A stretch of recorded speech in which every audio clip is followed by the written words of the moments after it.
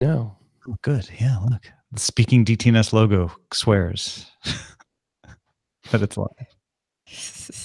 I see it. But yeah, if you if you like, I don't know. I don't even know how to explain it really. It wasn't even about food. They didn't even really talk about food. Really? Okay. No. This is the CNN one. Parts unknown, right? Yeah. Like Debbie Harry was in it. Nice. I mean, like New York people that you'd be like, wow, Fab Pipe Freddy. Knows that everybody's fly. Does. Right. But yeah, no, it was kind of a like an acid trip of an episode. There's a holiday episode of his Travel Channel one, which was No Reservations. Yeah. There's a holiday version of No Reservations. It's all kind of weird, and what's her face from the Food Channel shows up. Well, that could be a lot of people. Rachel Ray. Oh. And Samantha Brown is in it, and they play like evil versions of themselves. What? I know, like every once in a while you watch one of these episodes and you're like, this is a bit of a fever dream. Yeah. Like this seems like a fun show to work on. Or was anyway. Yeah, anyway. So if anyone wants a fever dream, watch the Lower East Side episode of Parts Unknown. Patrick Beja. That is me. Are you prepared? I came into this world prepared. Damn. Too good. Born ready. Shall we then begin? Sarah, are you ready? I am. Yeah. We're also born ready. All right. I will count us in then. If everyone in the chat room is ready and everyone in the Discord is ready, here then we go in 5, 4, 3, 2, 1. Thanks to everyone who supports independent tech news directly. If you're not already a member, become one at patreon.com/DTNS. This is the Daily Tech News for Tuesday, December 4th, 2018. In Los Angeles, I'm Tom Merritt. And from Studio Feline, I'm Sarah Lane. And from the Finnish countryside, I'm Patrick Beja. And in for Roger Chang, I'm associate producer Anthony Lemos. Thank you for joining us, Amos. A lot of folks reached out and were wondering if everything was okay with Amos up there in Alaska with the earthquake. That was very kind, very, very nice of you. I know, Amos, you appreciated all of that. I really did. Everything is fine for the most part. I don't know of anybody that got seriously hurt in the local community, and definitely not in my home, in my family. Gotcha. Well, we are going to talk about an epic adventure for Epic Games in developer revenue sharing, but let's start with a few tech things you should know. Facebook announced its annual F8 conference will be held on April 30th through May 1st, 2019 at the McEnery Convention Center in San Jose, California. Registration for the event isn't open yet, but developers can go to the F8 website for updates and more information. Might be an interesting one. Quora announced Monday that, quote, a malicious third party, end quote, gained access to its systems, and CEO Adams D'Angelo says that the hack may have compromised 100 million users' names, email addresses, and encrypted passwords. Data imported from other social networks, such as contacts and demographic information, could also be compromised. The hackers may also have records on both public and private actions taken on Quora. So every developer out there who's ever had a supervisor look at the plans to secure things better and said, is that really going to be a problem? Yes. The answer is yes. Yes, it will. It will absolutely become a problem. IDC's estimates show that Xiaomi has taken over as the leader in wearable sales in the third quarter, thanks to the Mi Band 3 fitness tracker. Xiaomi's sales rose in India, Europe, and the Middle East, even while their home market share fell a little bit. Apple fell from the lead in the wearables in IDC's estimates to second place. All right, let's talk about a crazy crazy set-top box, Patrick? So, French telecom Iliad announced the Freebox Delta set-top box. It has 6 Devialet speakers, Amazon Voice Services, 6Fox IoT service, Zigbee smart home connectivity, and more. It has gigabit Ethernet port, a terabyte hard drive, and can RAID up to 4 drives to create an NAS. It supports AirPlay, Bluetooth, and Spotify Connect, and a suite of apps like YouTube, Dailymotion, and Twitch. Subscribers get the cheapest Netflix tier for free, and new subscribers get a connected camera, door sensor, and motion detector for free as well. The box costs €10 per month over 48 months on top of whatever service you're paying for. It is, as TechCrunch writes, a bowl of Chocapic. What's Chocapic mean? It is a delicious brand of cereal, chocolate flavored cereal, as you might have guessed. So meaning that this is a good deal. It kind of is. So that company, Iliad, is actually better known by the name of its ISP, Free, which is the one that brought the triple play type set-top boxes to the world. And the reason why in France set-top boxes or internet TV boxes like the Apple TV and such took a while to get in, because we essentially already had all of those things. Free is an ISP that is very geek centered and brings innovation where other incumbents are very happy to not do anything new or different. The drawback of that ISP is that it has very often had spotty service and has been fighting with YouTube and Netflix for peering agreements. I'm guessing that by now, given that they include all of those services in their offering, they have worked things out, probably with commercial partnerships, I would guess. Yeah. Wow. So if I have this right, Patrick, Xavier Niel is big in the startup scene in France.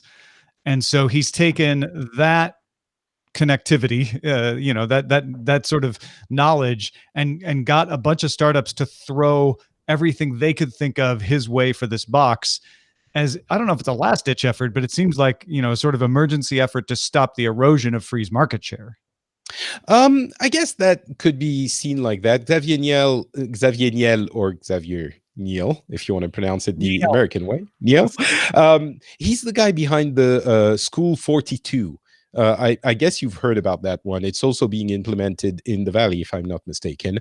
And it's not the first time that he's done something like this. Actually, Free has been known, since the early 2000s when they launched the ISP. They have always innovated and had interesting set-top boxes. I think the recent issues have been caused more by the quality of the service, which I was referring to, than by the quality of the offering, the thing they provide, the hardware. This seems to fix basically every problem they've had if the network improves. And it also allows them to actually increase the price of the subscription to their to the ISP, which had been stuck at €30 for a very long time, and now it's 10 or 20 euros more expensive depending on the box you choose, which might help in turn improve the service and their peering agreements and network. And be a tasty bowl of chocolate stuff. Of course. I learned something today. Windows Central sources say that Microsoft's Edge web browser, which I don't know what you guys think about it, but I have lots of grumbling to do, is going to be replaced with a new web browser built on the open source Chromium platform and its Blink rendering engine, which is the same as Google's Chrome. Codenamed Anaheim, the new browser for Windows 10 would replace Edge as the default browser on the platform. Although, if you don't like Edge, it still might be called Edge, but maybe be a better version of Edge. Yeah. So a lot of, I think Opera uses the Blink engine, if I'm mistaken, right? So this would not be the first time that another browser has used this engine, although the way Windows Central wrote it, and I'm not sure if this is a misinterpretation or not, they would actually be using Chromium, not just the Blink engine. I would be a little bit surprised if they actually used Chromium and rebranded it as Edge, although it's an open source platform. They would be able to do that if they wanted. They're just using the Blink rendering engine. That's a little more normal. I do think it's really interesting to see an open source project that's owned and run by Google having Microsoft jump on board in a major way. That could be very good for things if that forces that open source project to move a little bit away from being dominated by Google. At the same time, if they were going to do that, I really wish they would have jumped into Mozilla and used the Firefox engine, which is also an open source project that is operated by an independent foundation. I think it might have had other. I think it would have seen Mozilla might have been seen to be tainted by Microsoft more than Chromium for some strange reason. Mozilla is super independent and seen as one of the non-influenced by the big tech companies entity. I'm wondering if they're going to be calling it Edge. I think they might need to change the name, if only to get a feeling of newness. Maybe they could, I don't know, go to something to explore the wonderful world of the internet, like the Internet Explorator. I'm pretty sure they're not going to keep calling it Anaheim. Maybe not. I think it's just going to be called Edge. I think it's just going to be the, but then Edge has gotten better. When Opera moved to the Blink engine, they didn't rename Opera. Why would you're moving off of Edge HTML? Because one of the issues is that Edge is carrying a negative image. So I don't know. Maybe I think that's giving Edge too much credit. I don't think a lot of people it carries no image. It's fine though. It's a fine browser. Edge is better, and keeping the name, I think, actually helps the Edge brand rather than Microsoft being like, oh, now we got a whole new browser because Edge was a failure. A new image. See what you did there. Alphabet will launch its Wing drone delivery service, Patrick, in Helsinki, Finland this spring. Wing spent 18 months in southeastern Australia testing delivery of food, drinks, medicine, and household items, and now wants to expand that to the Helsinki area. Meanwhile, Ghana has signed an agreement with Zipline International for the delivery of health supplies nationwide. Zipline already does this in Tanzania and Rwanda, although Ghana's parliament deferred the finalization of the agreement while it completes regulatory checks. There's also some debate about the cost of the program. So it's not going into effect yet, but Zipline is very successful in Tanzania and Rwanda. And if it does navigate the political obstacles here in Ghana, this would be a big win for them. These are actual drone delivery operations from actual companies in both cases. You may be thinking, hey, what about Amazon? Weren't they supposed to do this? Well, as a matter of fact, 5 years ago, December 1st, CBS's 60 Minutes did its famous story, quote unquote, about Amazon's promise to deliver packages by drone. And in that story, as Reuters points out, AP News points out, Amazon said, yeah, we'll be delivering packages by drone within 4 to 5 years. I don't know. Maybe they didn't mean we as in Amazon. Maybe they meant we as the human race, in which case they were right. Well, it's not as if Amazon isn't practicing this whole thing. Sure. So, you know, I mean, it might be a little semantics argument, but it's not as if Amazon isn't trying to make this happen and certainly test using it. Patrick, is there anything, I don't know, as far as drone delivery in your neck of the woods where it would make more sense than other topographic areas? I live about 2 hours away from Helsinki. So literally my neck of the woods is literally my neck of the actual woods, So I don't know what range those drones have, but I'm guessing that Helsinki means, probably Helsinki. I don't think I would have great use for it in a very rural area. It's almost faster to go by car. It probably is. I never really thought about this, but I'm guessing it's a little bit more useful in urban areas. I mean, I'd love to. I guess it's not practical It in depends on the rural terrain, areas. right? Zipline is doing this in Rwanda and Tanzania because it's difficult to drive medical supplies and blood tests, Of course. over the mountainous terrain or through jungle terrain in some cases. So I don't know if your roads are frozen and you want to order some stuff and it could come to you by drone. That might be If they good. deliver pizza, then yes, sure. I mean, yes. Man after my own heart. Brazil's Hubox Robotics has created the Wheelie 7 that uses AI to recognize 10 facial expressions that can be used to control a wheelchair. Users can assign expressions like raising an eyebrow or sticking out your tongue to movements like forward, rotate, and stop. Hubox partnered with Intel to create a combination of deep depth sensing camera, robotics, and sensors to work with facial recognition software. 60 people in the US are testing the system. I love this story. Now, Intel is trumpeting this as an example of using Intel technologies, but I want to give Hubox Robotics the credit for assembling all this stuff. And granted, Intel is a big part of this with the development of the technology behind it, but Hubox is implementing it. So I don't know if they're getting as much of the credit in some of the stories that I saw. So I kind of wanted to tilt it their way. But what a great situation to be able to for folks who have to rely on sensors, especially, and can't even operate a joystick. This could be revolutionary. Right. That's really the kind of thing that is not going to be useful for a lot of people on this planet, but those who will have a use for it, because I'm guessing they can't really make any use of their limbs, it's going to be super useful, I'm guessing. Yeah. Well, and in the sense of, and of course it's very case by case, but some folks who are quadriplegic have been able to make use of their wheelchair by by their tongue, but that means something that is in their mouth that their tongue is actually touching. So if there's something that's in front that gives you a little bit more freedom to use the technology to get around, but it be less invasive personally than physically, I can imagine that is a real win for accessibility folks. It really feels like people that had an issue that they knew were an issue that looked for a solution rather than something that often happens in tech, a solution that then looks for an issue to solve. Well said. A new study by DuckDuckGo claims that Google personalizes search results even if users are logged out of their Google accounts and using the private browsing incognito mode.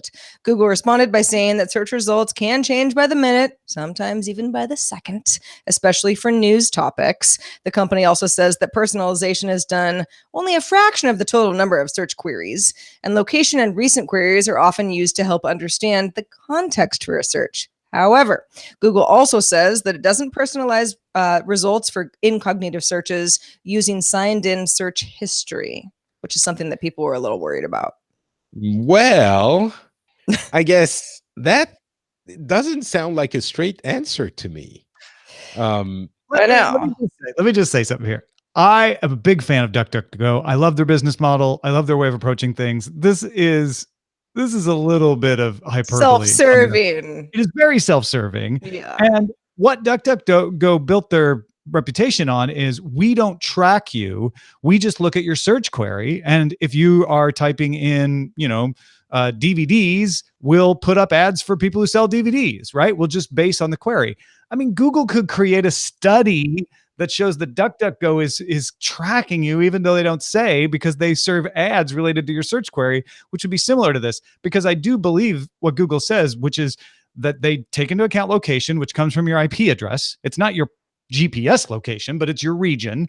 And they take it into account previous queries, which DuckDuckGo also does, and then comes up with search engine results. And I do believe that Google is changing those results every second because of the way their algorithm works.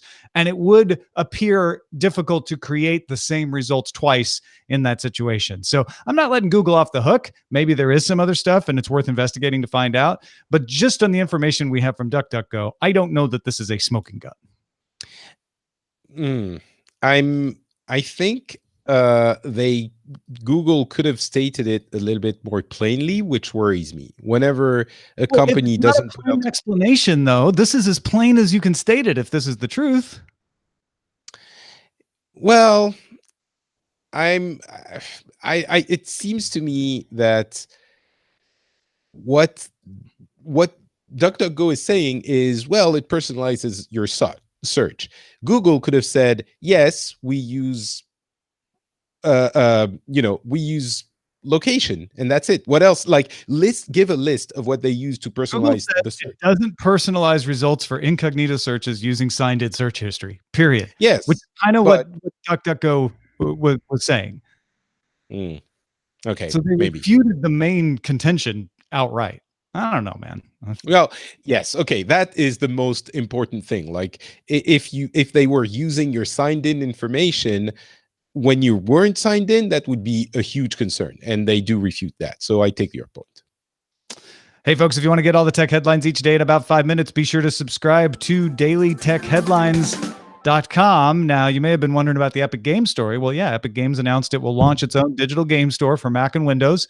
Version of Android will come later in 2019. You'll be able to get it online or through the Epic Games launcher, which if you play Fortnite, you use the Epic Games launcher. Epic says it will not require DRM in order to be in its store. They'll allow DRM-free sales.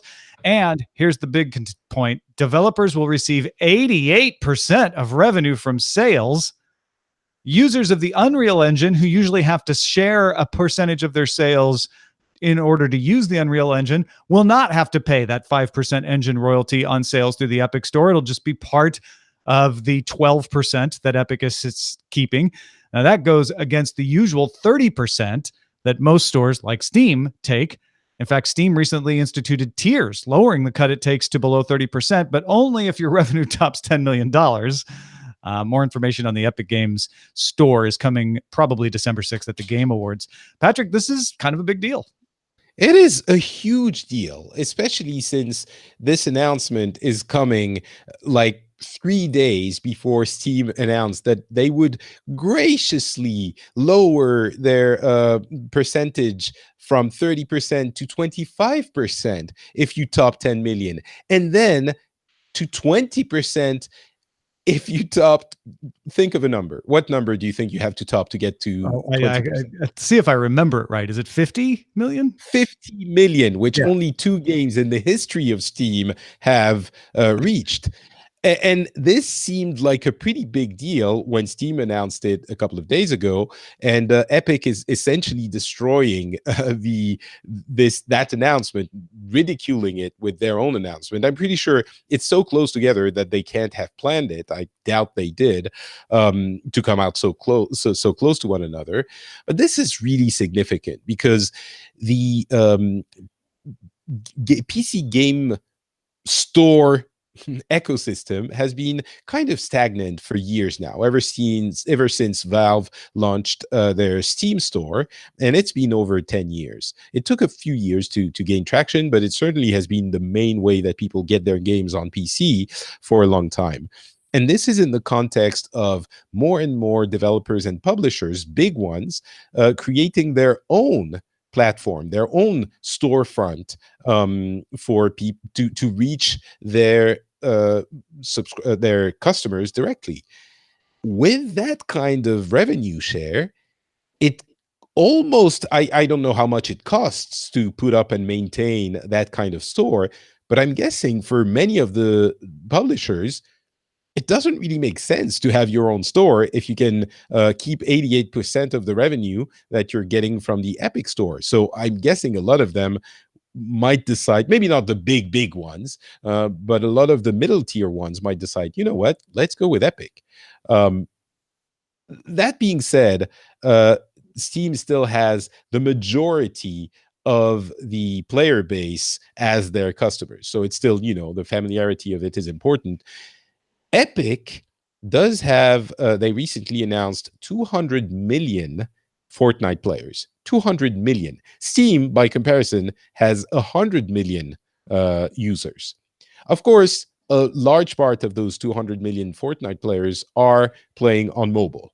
So it's probably a fraction of that play on PC, but it's significant. It's a lot of people that you can incite to come to your PC store. So it is massive for the gaming world on PC already, for sure. Yeah, imagine we've talked about with Discord opening its store.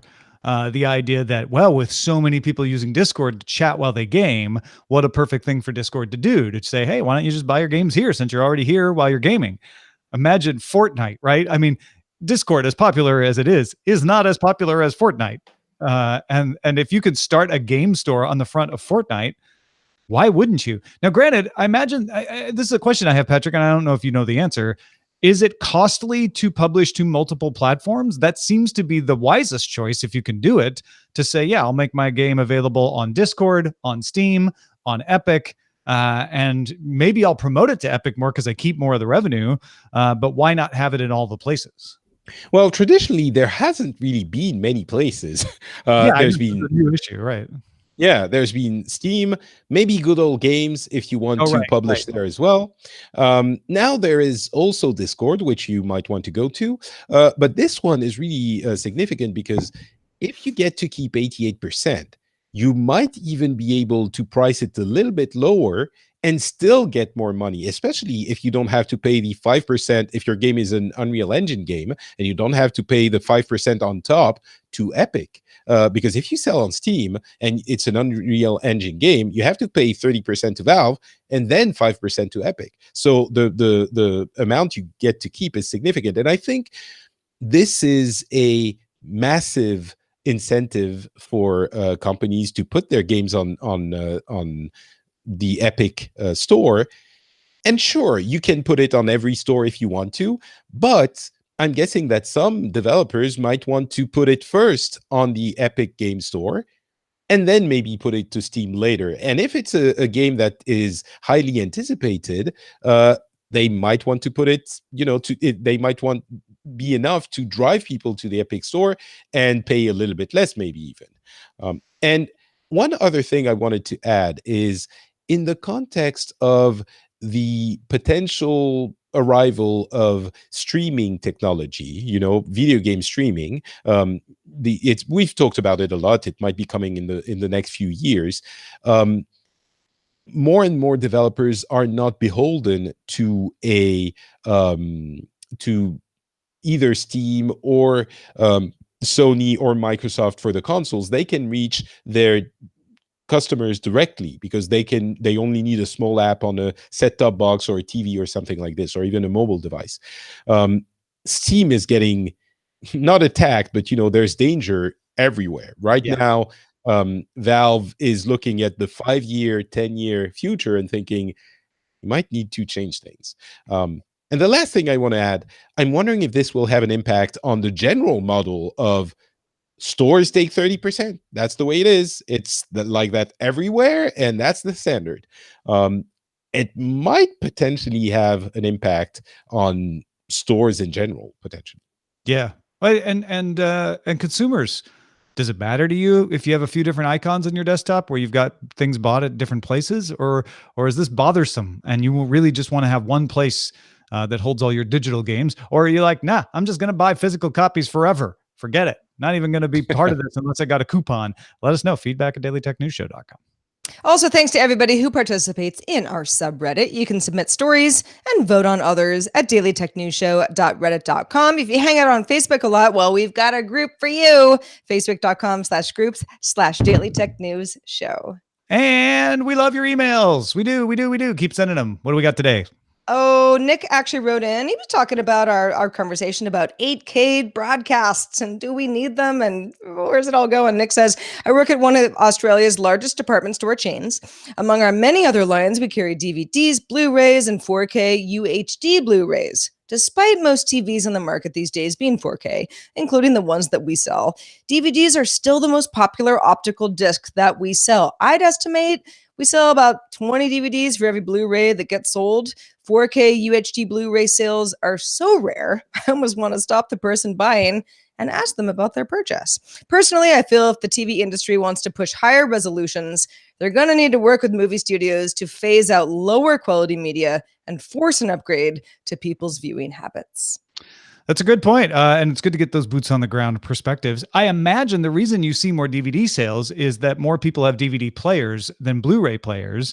And Yeah. anybody who's not in the market for DVDs anymore just streams and hasn't bothered to buy a Blu-ray player. Well, that's me for sure. And I think that's where it's going. And to Nick's point, the TV industry wants to push higher resolutions. They need to get those 4K streams up. They need to get bandwidth up so that people feel comfortable that they're not going to go over their caps if they have a cap, or they have enough bandwidth to stream a high resolution stream. And we've already seen the stores like Play Store and the Apple Store both automatically upgrading you to 4K content, because they convinced the industry, like, hey, you need to do this. You need to get people used to it. So they're willing to buy the 4K movies if they have the 4K TV. Well, thanks so much for the feedback, Nick. And thanks for everybody for their feedback. And also thanks to Patrick Beja for being with us today. Patrick, where can people keep up with all of your fine work? Well, the easiest is to go to Twitter and follow me. I'm not Patrick there. I mean, I'm not Patrick. That's my Twitter handle. Just, it's easy. You think Patrick, and then you add a not before it. But if you're looking for a show to subscribe to, you could do Pixels, which is a general gaming show for people who are real quote-unquote gamers. Or we just recorded an episode of MVGB, the monthly video game briefing podcast, which is an offshoot of DTNS, with Scott Johnson. And we did a holiday guide of which console to buy in different cases. So for different people who are not core gamers, who are casual gamers, which console should you look at for this holiday season? I think you might like it. It's MVGB, so go subscribe there. Yeah, do it now, folks. It's perfect for you. Trust us. dailytechnewsshow.com/MVGB. All right, we have less than a day. We have 0 days left in the holiday offer, where you'll get a postcard with some original M. Peralta art on it and a message from us if you sign up for our Patreon. You've got till 12 Pacific on December 5th. That's 3 p.m. Eastern, December 5th. And you'll get a postcard with a special message from us. Remember, you have to give us your mailing address to get the card, because we can't mail it if we don't know where to mail it to. So go sign up. Please get us over the hump. We always want to have one patron more than last month. And last month we had 6 more. Can we make it 7 more this month? Who knows? You do by signing up at patreon.com/DTNS. Holiday miracles around every corner. Speaking of miracles, well, not really. Our email address is feedback@dailytechnewsshow.com. This is a segue that I thought might work, but didn't. We're live Monday through Friday at 4:30 p.m. Eastern, 21:30 UTC. If you can join us live, we would love to have you. And you can find out more and tell a friend at dailytechnewsshow.com/live. Back tomorrow with Scott Johnson. Talk to you then. Bye. This show is part of the Frog Pants Network. Get more at frogpants.com. Frogman Club hopes you have enjoyed this program.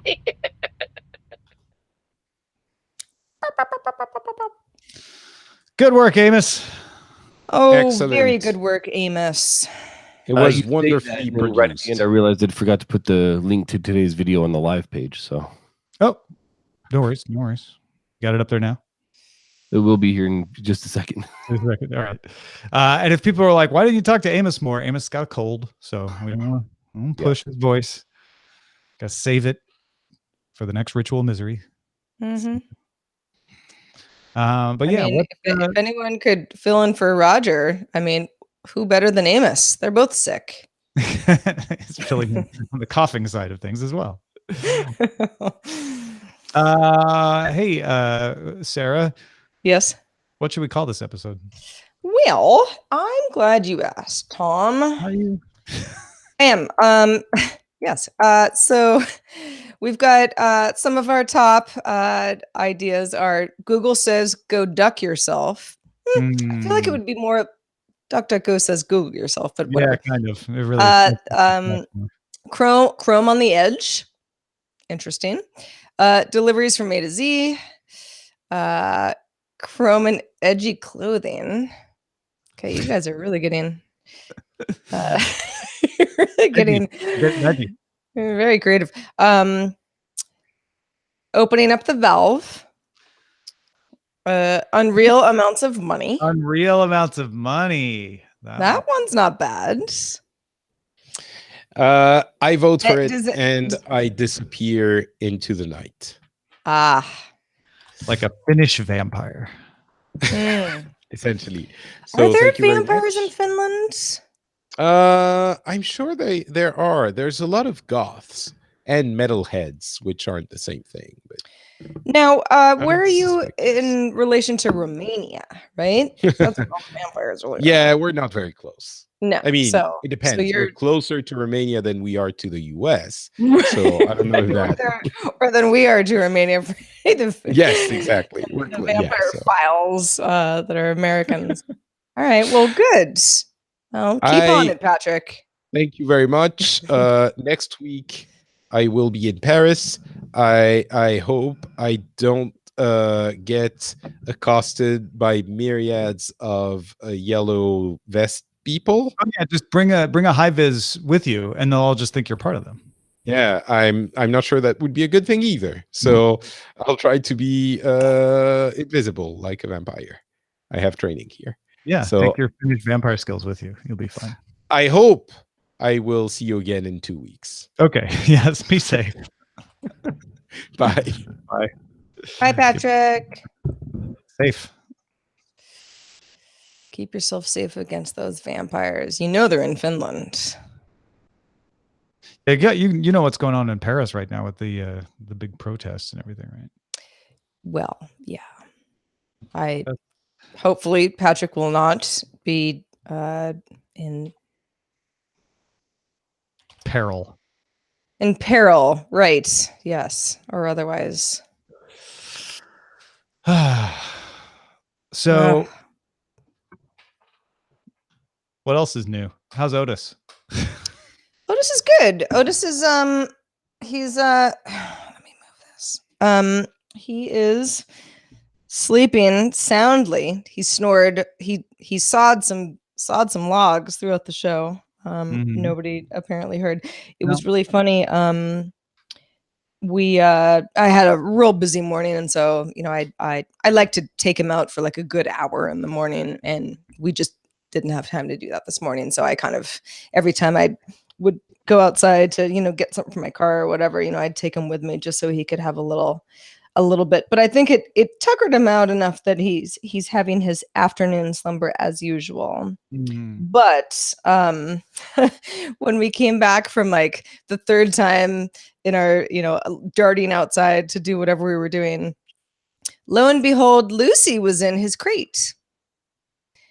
Which is Lucy is a cat, and she and Otis get along fine. Yeah, but she's never gone into his crate before. What was she doing in there? And she was just chilling in there. During a certain time of day, a little bit earlier than this, because I'm looking at a window right now. His crate gets like direct sun, and so she obviously has been like monitoring this. And while we were out, she was like, "This is my house." And so she got in there and was just like very pleased with herself, and Otis kind of like came back in, and because he likes to hang out in his crate most of the time when we're at home. This is just his little spot. Yeah. He kind of looked at me like, "What do I do?" And I was like, "I don't know, man." She's in the crate. I mean, there's room for both of you. It's a huge crate. And he was like, won't do it. No.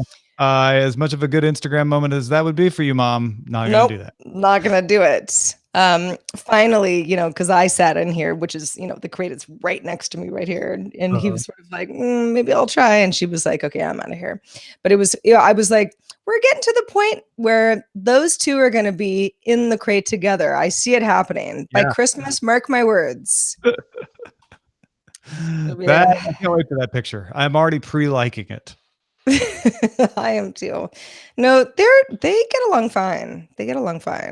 Sarah, have you met Kai? Have I met him? Oh, look, Kai's in Amos's lap. Oh, Kai. Oh my gosh, Kai is so much bigger than I thought he would be at this point. Oh, look at those ears. Like a German Shepherd now. I mean, Kai is looking a lot like Ray. Am I right? Yeah, they could be cousins. Oh my gosh. Now, I mean, for such a little dude, how big is he going to be if he's that big already? He comes from a line of very large dogs, so Well, I'm a large dog fan myself. his sire was 140. Oh shoot! Sorry, I almost cussed. Wow! Oh my gosh, 140. Yeah, he's about 40 pounds right now, and he's not And quite he's 4 months. what? You like 10 weeks? He's right at 15, I think. Oh, 15. Okay. Well, yeah, he's gonna be big. At least 100. Oh, look at Kai. What a cute heart. I know the audio listeners that this is, torture. I know. Well, if there's any incentive to watch video, you'll see all of our pets. At least Kai. Since Or at least I keep Kai. Ray and Sawyer away because they will start barking at the mailman. Dude, are they mailman barkers? Oh yeah. Oh yeah. Like had every a, day without fail type thing? Oh yeah. We had a package delivered earlier, and that's how I know a package is coming. The Amazon notice comes well after the package is delivered, but the dog notice comes in advance for sure. Ray is right at the door, just like just ready. Yeah, I remember a dog that we had as a kid she wasn't a German Shepherd, but she was sort of anyway, she was a mix of something that did not like postmen, post people. And yeah, it was a whole thing.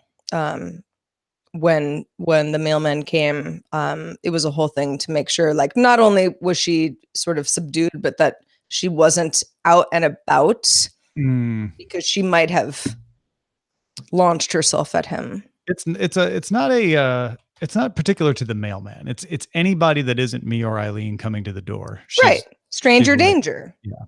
Yeah. Although she's doing what she thinks she's supposed to do. In our old place. And if it was a burglar, then, she's right. Yeah. Sawyer used to not only bark at the mailman in the old place, but he knew the mailman's smell. So when we were out on a walk, even if we were blocks away and he saw the mailman, he started barking. Oh, and he's like, "Oh, I know you. You're that guy who tries to get in our house every day." You're right. Yeah. Get another route, man. And I wondered, I used to wonder, like, is it the uniform? Is it, what is it? Oh no, because when we moved to this region, I keep them in a back room while I do the show, so they can't get up to the door. We see the mailman when we're out walking now in the new area. He doesn't bark. Sawyer doesn't know the mailman here from anyone else. Oh, interesting. So it really is scent-based. Not that the mailman smelled. I just mean, like, sure. Dogs Yeah. I mean, dogs sniff each other's butts. So yeah. So a dog can hear your particular vehicle from like a mile away as you're coming home. Yeah. Kai he spends enough time down here in the office that he actually can tell when David is walking in the kitchen upstairs, because he'll start getting really antsy, but only for David. Anybody else walks upstairs, he doesn't care. But when David does, my son does, he gets really antsy, and I got to let him go so he can go up there and play with David. Oh, that's so cute. He recognizes David's footfalls. They know when I open the drawer that has my workout clothes in them from across the house and come running because they think maybe he'll take us on a run.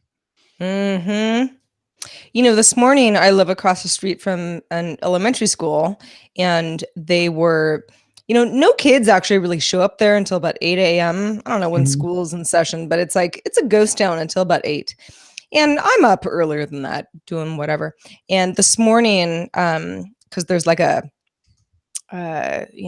loudspeakers where, they talk to the kids or whatever. But at 7 a.m. it was sort of like, this is a test of the emergency, one of those things where they were testing basically like smoke alarms or whatever.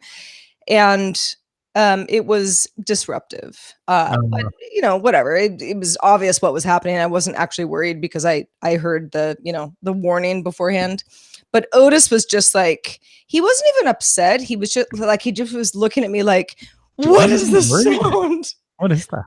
I don't understand. I've never heard this sound before. What do I do? What do I do? Just like, kind of just like, I'll sniff this corner. And oh no, it's still happening. Maybe I'll pick up one of your shoes. Okay, that won't help either. And it's just sort of like, you kind of have to laugh because it's so like, you can see like the wheels in motion of him being like, Why? Why is Something this is happening? wrong. This does not happen at 6:30 a.m. ever. Yeah. 6:30 a.m. Oof. Well, I mean, I was up, so it wasn't the end of the world, but Still, that um, feels illegal. that's Like you can't do construction that early. You have to, depending on the neighborhood, it's 7 or 8 a.m. before you can actually start doing construction. well, I mean, this is a very big elementary school. I mean, it takes up a whole city block. Yeah, but if you can So hear it, who knows? Maybe there was a fire safety issue where they just had to do it before the kids got there this morning. I don't know. I was up. Wasn't the end of the world, but Otis was just like, "What's this noise?" Poor kid. Mm. Well, yeah. What are you gonna do? What are you gonna do? Yeah. I have found that Kai loves going outside and getting in the truck. He loves getting out of the truck and coming inside. He does not like to drive very much. So he just basically sits in the back and whimpers instead. And I'll roll the window down, everything else, and he'll just sit in the back and just like, I'm not having this. This is not good.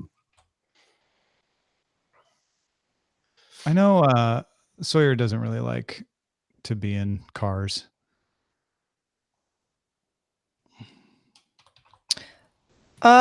Otis loves a good car ride. He's actually really good in the car. I mean, I took him on a 7-hour Yeah, that's way right. road trip, early on in our union, and he was great. He slept the whole time, politely waited for us to, stop at a little rest stop and did his thing, and he's really good in the car.